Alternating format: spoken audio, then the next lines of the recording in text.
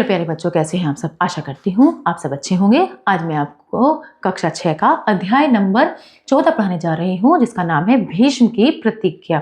देखिए बच्चों, भीष्म के बारे में सभी जानते हैं और क्या थी उनकी प्रतिज्ञा, आज हम इसके बारे में पढ़ेंगे। भीष्म राजा शांतनु और गंगा के पुत्र थे। राजा शांतनु और गंगा के पुत्र थे कौन? भीष्म। कौरवों और पांडवों के पितामह होने के कारण इन्हें भीष्म पितामह कहा जाता है। ठीक है, तो कौन थे भीष्म? राजा शांतनु और गंगा के पुत्र थे और कौरव पांडवों के पितामह थे, तो इसलिए उन्हें भीष्म पितामह कहा जाने लगा। बचपन में भीष्म का नाम था देवव्रत। इन्होंने गुरु वशिष्ठ से वेद और शास्त्रों का ज्ञान प्राप्त किया। परशुराम से युद्ध और शस्त्र विद्या की शिक्षा ग्रहण की। इस प्रकार ये शास्त्र और शस्त्र दोनों ही विद्याओं में पारंगत हो गए थे, यानी कि कुशल हो गए थे। एक बार की बात है, महाराज शांतनु शिकार करते करते यमुना नदी के तट पर पहुंच गए। महाराज शांतनु यानी कि भीष्म पितामह के पिता जो शांतनु थे, वो शिकार करते करते यमुना नदी के तट पर पहुंच गए।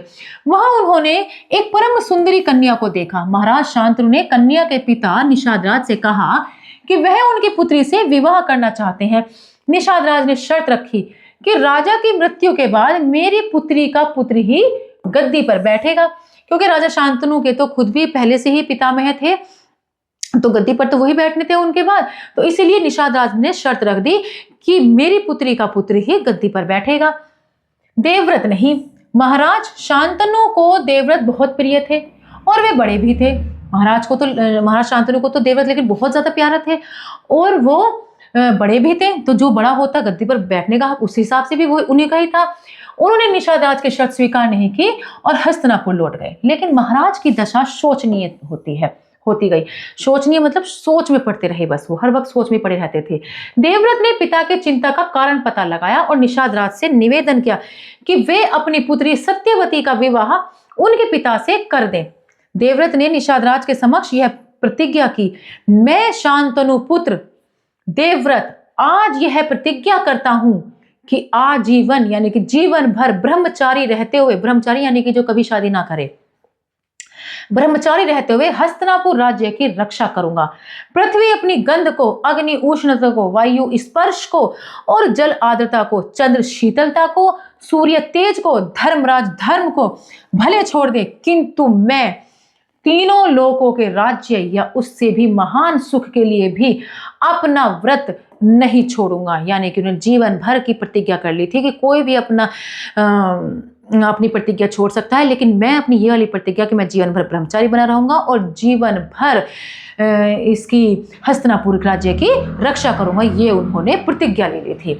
इस भीष्म प्रतिज्ञा के कारण ही देवव्रत का नाम भीष्म पड़ा। इतनी खतरनाक, इतनी कठिन प्रतिज्ञा भीष्म ने ली थी, तो इस वजह से उनका नाम भीष्म पड़ा। शांतनु का विवाह सत्यवती के साथ हुआ। सत्यवती के दो पुत्र हुए, एक का नाम था चित्रांगद और दूसरे का नाम था विचित्रवीर्य।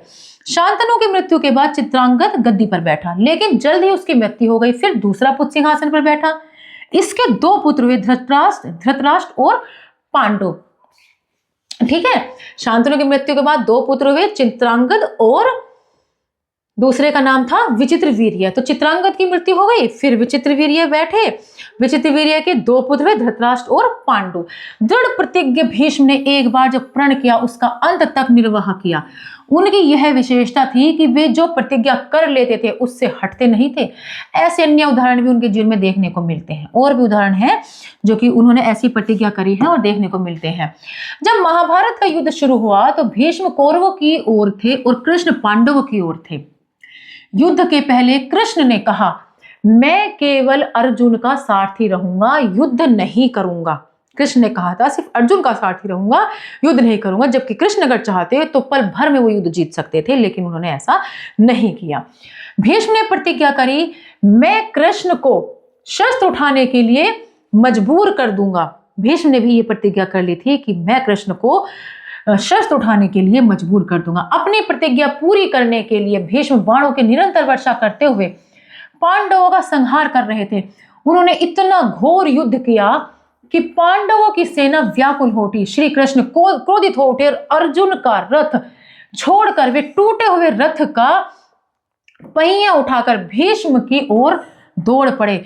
यानी कि उन्होंने इतनी बौछार भीष्म पितामह ने करी, क्योंकि शस्त्रों में वो पारंगत थे बहुत ही ज्यादा।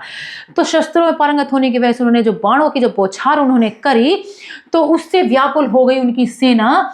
श्री कृष्ण जब फिर उन्होंने क्या करा, पांडवों की जो सेना थी जिनकी तरफ श्री कृष्ण थे, पांडवों की सेना व्याकुल हो गई। और फिर अर्जुन ने क्या करा, अर्जुन का रथ छोड़कर दूसरे रथ का पहिया उठाकर श्री कृष्ण दौड़ पड़े। भीष्म की प्रतिज्ञा पूरी हुई। श्री कृष्ण ने भी भीष्म के पराक्रम की प्रशंसा करी।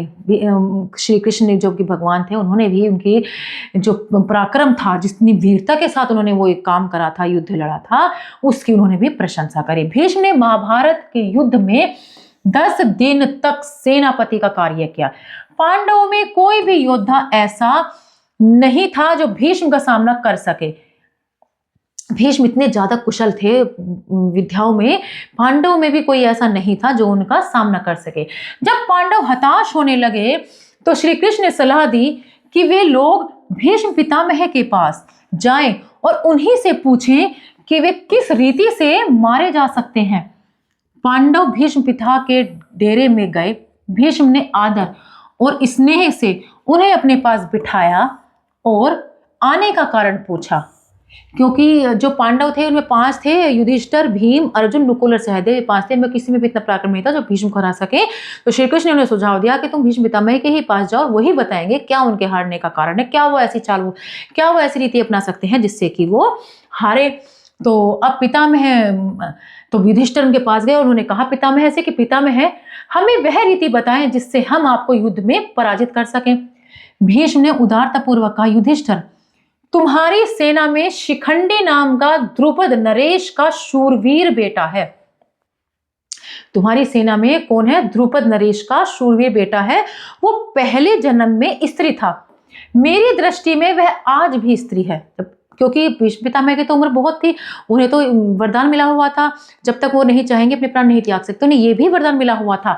तो इस वरदान मिलने की वजह से उन्हें पता था कि वो एक पहले जन्म में स्त्री था और अब भी वो उन्हें स्त्री ही समझते थे। मैं उस पर शस्त्र नहीं चलाऊंगा, क्योंकि स्त्रियों पर शस्त्र चलाना उनकी नीति के खिलाफ था।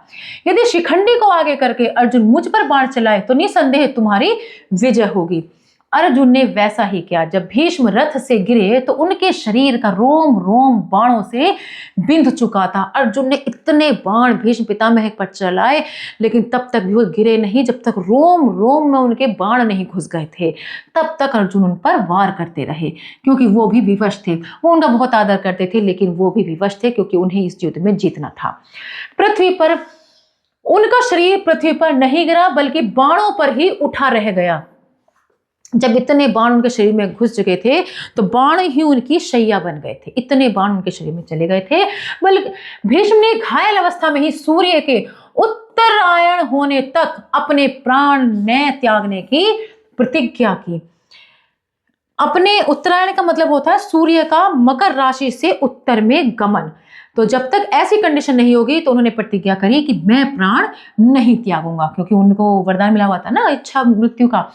शरशैया पर पड़े हुए भीष्म ने युधिष्ठिर को ज्ञान, वैराग्य, धर्म और नीति का उपदेश दिया और सूर्य के उत्तरायण होने पर अपने प्राणों का त्याग किया। ऐसी ऐसी प्रतिज्ञा भीष्म पिता ने करी थी। संसार के इतिहास में भीष्म के समान दूसरा चरित्र मिलना असंभव है। देखो बच्चों, हमें भी भीष्म पितामह के चरित्र से शिक्षा लेनी चाहिए कि हमें भी अपनी प्रतिज्ञा पूरी करनी चाहिए और अपनी प्रतिज्ञा को बीच में नहीं रोकना चाहिए। अपने आप को सफल बनाना ही एक सबसे बड़ी प्रतिज्ञा होती है। आशा करती हूँ आपको यह अध्याय अच्छे समझ में आया होगा। मिलते हैं अगली कक्षा में। धन्यवाद।